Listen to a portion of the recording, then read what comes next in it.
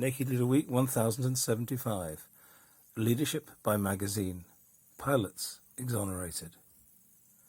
Last week I shared how Computer Weekly magazine was the first to share, in May 2009, the bugs in the Post Office's faulty Horizon system and the subsequent human devastation suffered by hundreds of sub-postmasters. Coming up against the might of the Post Office machine was one thing. Upsetting the UK Ministry of Defence is quite another. And again, this unknown magazine outside of IT researched, discovered and persisted for what they believed was right.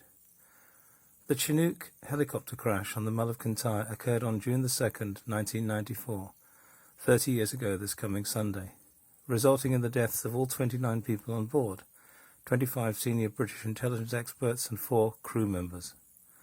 The initial investigation into the crash placed the blame on the 2 pilots, suggesting they were guilty of gross negligence for flying too fast and too low in poor visibility.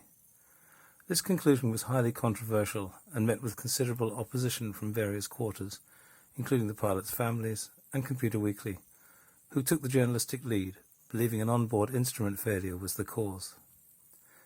For years, the all-powerful establishment held the view that the pilots were to blame.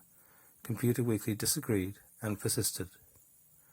Finally, on July 13, 2011, 17 years later, Secretary of State for Defence Liam Fox announced to the UK House of Commons that the findings of gross negligence against Flight Lieutenants Jonathan Tapper and Richard Cook were to be set aside, clearing their names.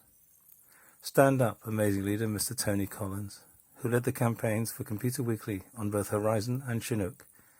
With my love and best wishes to you all, David.